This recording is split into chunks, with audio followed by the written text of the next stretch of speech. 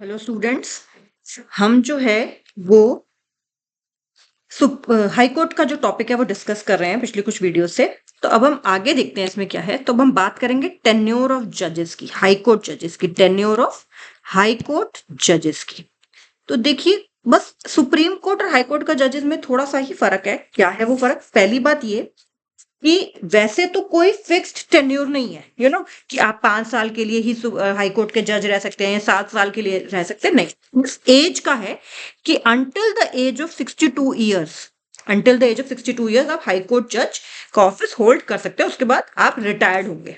तो यानी कि ये नहीं है कि 5 साल के लिए है, जैसे कई सारे हम ऑफिस पढ़ेंगे कि जो इलेक्शन कमिश्नर है या फिर जो इन्फॉर्मेशन कमिश्नर होते हैं, राइट टू इन्फॉर्मेशन एक्ट के अंडर जो इन्फॉर्मेशन कमिश्नर्स हैं, या और भी चेयरपर्सन होते हैं और भी कुछ कमीशन के, तो वहां पे कुछ टेन्योर भी दे देते हैं कि हाँ 5 साल के लिए कर सकते हैं इतना।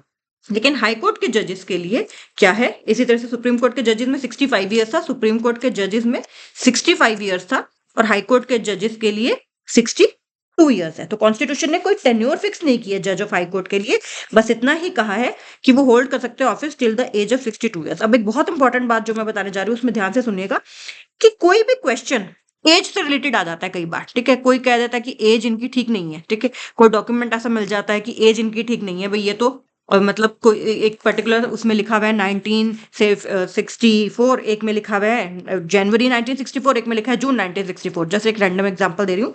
तो अगर कुछ भी ऐसा कुछ भी कुछ चीज हो जाती है, कोई भी क्वेश्चन आता है रिगार्डिंग द एज, तो वो कौन डिसाइड करेगा? वो ध्यान रखना, कौन डिसाइड करेगा? अगर एज से रिलेटेड कोई भी क्वेश्चन आ जाता है तो वो डिसाइड करेंगे प्रेसिडेंट, लेकिन अकेले नहीं, in consultation with chief justice of India. ध्यान रखिएगा कि प्रेसिडेंट डिसाइड करेंगे अगर कोई भी क्वेश्चन रिगार्डिंग एज आ जाता है, प्रेसिडेंट डिसाइड करेंगे in consultation with whom, in consultation with chief justice of India. यहां पे सुप्रीम कोर्ट में और हाई कोर्ट में थोड़ा सा डिफरेंस है। क्या?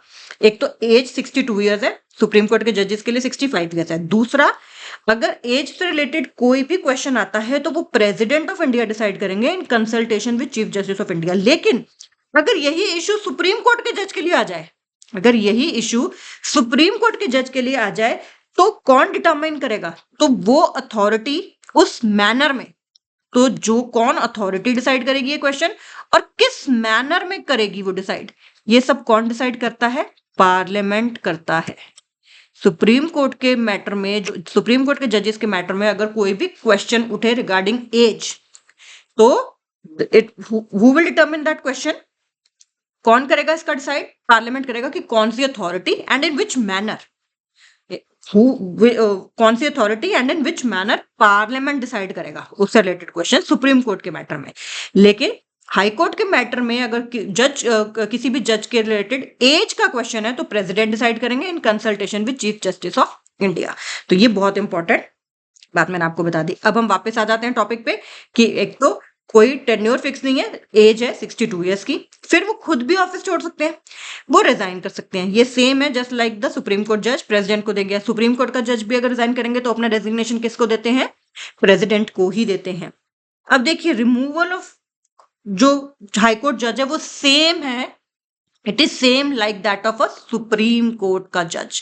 रिमूवल में अभी हमने सुप्रीम कोर्ट के टॉपिक में अच्छे से किया था, अभी दोबारा इसमें भी कर लेंगे। तो रिमूवल का जो ग्राउंड्स है वो सेम है, उसका मेथड भी सेम है, वो सब अभी हम बात करेंगे। फिर अगर उनका ट्रांसफर हो जाए किसी और हाई कोर्ट में, या फिर वो चीफ, या फिर वो सुप्रीम कोर्ट के जज बन जाए, या फिर वो सुप्रीम कोर्ट के जज बन जाए, तो फिर ये माना जाएगा कि उन्होंने वो वाली जो पोजीशन है वो वेकेट कर दी है, ठीक है। जो उस हाई कोर्ट की जो पोजीशन है उन्होंने वेकेट कर दी है बेसिकली। तो ये बहुत इंपॉर्टेंट बात है। अगर वो सुप्रीम कोर्ट के जज बन जाए या फिर उनको दूसरा हाई कोर्ट में ट्रांसफर कर दिया जाए तो ये माना जाता है कि उन्होंने अपना ऑफिस वेकेट कर दिया। फिर उनको रिमूव किया जा सकता है पार्लियामेंट के द्वारा, ठीक है, जिसमें करते प्रेसिडेंट ही है, देखिए, ठीक है। अगर हम बोलेंगे तो रिमूवल होता है सुप्रीम कोर्ट में भी, रिमूवल बाय प्रेसिडेंट होता है, बट वो after the approval of parliament ही होता है। फाइनली इशू जो ऑर्डर करते हैं वो प्रेसिडेंट करते हैं। जो फाइनल रिमूवल का ऑर्डर होता है, चाहे सुप्रीम कोर्ट के जज का चाहे हाई कोर्ट के जज का, वो फाइनल ऑर्डर जो होता है वो प्रेसिडेंट ही इशू करते हैं, प्रेसिडेंट के साइन से ही होता है। लेकिन ऑफ कोर्स उसमें पहले पार्लियामेंट का अप्रूवल चाहिए, दोनों हाउसेस का। तो ये बात हो गई। तो दोबारा से अगर हम एक बार देख लें तो एज 62 ईयर्स, टेन्योर कोई फिक्स नहीं है, एज 62 ईयर्स। सुप्रीम कोर्ट के केस में, सुप्रीम कोर्ट के जजेस के केस में 65 ईयर्स। फिर अगर एज से रिलेटेड कोई क्वेश्चन होगा तो प्रेसिडेंट डिसाइड करेंगे हाई कोर्ट के केस में in consultation with chief justice of India, लेकिन सुप्रीम कोर्ट में अथॉरिटी एंड मैनर जो है डिसाइडेड बाय पार्लियामेंट होता है। ओके, फिर रिमूवल का सेम है, प्रेसिडेंट रिमूव करते हैं, ऑर्डर इशू करते हैं प्रेसिडेंट, लेकिन आफ्टर जब दोनों हाउसेज ने जो है मोशन पास कर दिया हो, same just like supreme court, दोनों हाउसेज ने जब मोशन पास कर दिया हो फॉर रिमूवल, उसके बाद ही कौन से ग्राउंड है वो सब हम आगे पढ़ेंगे। और पोजीशन वेकेटेड मानी जाती है अगर वो सुप्रीम कोर्ट के जज बन जाए या फिर उनकी किसी और हाई कोर्ट में ट्रांसफर हो जाए, क्योंकि ट्रांसफर हो जाती है, सो जजेस की ट्रांसफर एक हाई कोर्ट से दूसरे हाई कोर्ट की जा सकती है, इसमें कोई दिक्कत नहीं है। अब बात करते हैं इंपॉर्टेंट टॉपिक की, जो कि है रिमूवल। बिल्कुल मैंने बताया सेम एज सुप्रीम कोर्ट जजेस, ठीक है, सेम एज सुप्रीम कोर्ट जजेस। तो इसमें होगा क्या, तो देखिए यहाँ लिखा है the procedure is same as that of a supreme court जज। तो सबसे पहले तो किन ग्राउंड्स पे इनको रिमूव किया जा सकता है, दो ही हैं जो कि सुप्रीम कोर्ट जज के लिए भी, एक है प्रूव्ड मिसबिहेवियर और एक है इनकैपेसिटी। प्रूव्ड मिसबिहेवियर एंड दूसरा क्या है, इनकैपेसिटी। सुप्रीम कोर्ट वाले टॉपिक में भी हमने किया था, लेकिन फिर उसमें होता क्या है, ध्यान रखने वाली क्या बात है, देखिए प्रेसिडेंट करेंगे, cannot be removed by the president alone. कैसे, प्रेसिडेंट ऑर्डर एड्रेस, प्रेसिडेंट के पास एक एड्रेस जाएगा मोशन का, ठीक है, लेकिन वो एड्रेस कब जाएगा, पहले जो लोकसभा या राज्यसभा, जिस भी हाउस में, किसी भी हाउस में वो इनिशिएट किया जा सकता है, लेकिन ऐसा नहीं है कि इजीली इनिशिएट कर दिया जाए। अगर लोकसभा में इनिशिएट करना है तो एटलीस्ट 100 मेंबर्स जो है उसको वो साइन करें, ठीक है। राज्यसभा में अगर इनिशिएट हो रहा है तो एटलीस्ट 50 मेंबर साइन करें। देखो इतना इंपॉर्टेंट ऑफिस है, आप जज हो, वो भी हाई कोर्ट के, तो ये बहुत इंपॉर्टेंट ऑफिस होते हैं। तो अगर लोकसभा में इंट्रोड्यूस हो रहा है मोशन तो एटलीस्ट 100 मेंबर्स लोकसभा के साइन करें, राज्यसभा में हो रहा है तो एटलीस्ट 50 मेंबर्स उस मोशन को, उसको मोशन को साइन करें। तब वो, अगर लोकसभा है तो स्पीकर को दिया जाएगा और अगर राज्यसभा है तो वो चेयरमैन को दिया जाएगा। अब देखो इन दोनों पे डिपेंड है कि एडमिट करे ना करे। अब भी उनको देखना होगा, एडमिट भी कर सकते हैं, रिफ्यूज भी कर सकते हैं। दे में एडमिट द मोशन और दे में रिफ्यूज द मोशन। तो पहले तो इंट्रोडक्शन ही देखो, 100 बंदों का साइन चाहिए या 50 बंदों के साइन चाहिए, it's not an easy thing, ठीक है। तो 100 इन केस ऑफ लोकसभा उनका साइन होना चाहिए, राज्यसभा में 50, स्पीकर अगर लोकसभा में 100 मेंबर्स ने साइन कर दिया तो वो स्पीकर को देंगे, राज्यसभा में 50 ने कर दिया तो एक में, किसी एक में इनिशिएट होता है, याद रखना। अब स्पीकर या चेयरपर्सन की देखेंगे वो एडमिट करना भी है या रिफ्यूज, अगर कर दिया एडमिट करने के लिए फिर तो बात ही खत्म होगी। लेकिन अगर एडमिट हो गया, अगर एडमिट हो गया तो क्या होता है, तो एडमिट होने के बाद एक कमेटी बनाई जाती है, 3 मेंबर कमेटी एक बना दी जाती है, एक 3 मेंबर कमेटी। ऐसे थोड़ी मान लेंगे कि आप 100 बंदों ने साइन कर दिए या 50 बंदों ने साइन कर दिए कि हाँ ये इनकैपेसिटी है इनको या इन्होंने मिसबिहेवियर किया है, तो वो 3 मेंबर कमेटी बनाई जाती है। देखिए इसमें भी बहुत इंपॉर्टेंट लोग होते हैं वो, ठीक है, या तो चीफ जस्टिस होंगे सुप्रीम कोर्ट के या कोई सुप्रीम कोर्ट का कोई जज होगा, हाई कोर्ट का, क्योंकि हाई कोर्ट के जज का मामला है तो या तो चीफ जस्टिस ऑफ इंडिया भी हो सकते हैं या फिर सुप्रीम कोर्ट के कोई और जज भी हो सकते हैं, एक मेंबर तो वो होंगे। फिर चीफ जस्टिस होंगे हाई कोर्ट के भी, और साथ में एक डिस्टिंग्विश्ड जूरिस्ट भी होंगे। तो सीजेआई या जज ऑफ सुप्रीम कोर्ट या जज ऑफ सुप्रीम कोर्ट, ठीक है। फिर हाई कोर्ट के कौन, हाई कोर्ट के चीफ जस्टिस, हाई कोर्ट के किसी एक का हाई कोर्ट के चीफ जस्टिस और एक डिस्टिंग्विश्ड जूरिस्ट, एक डिस्टिंग्विश्ड जूरिस्ट जो है उस कमेटी में होते हैं। मान लो कि उस कमेटी ने इन्वेस्टिगेशन करी और कमेटी ने मान लिया कि हाँ दिस द जज इज गिल्टी ऑफ मिसबिहेवियर और द जज इज सफरिंग फ्रॉम इनकैपेसिटी।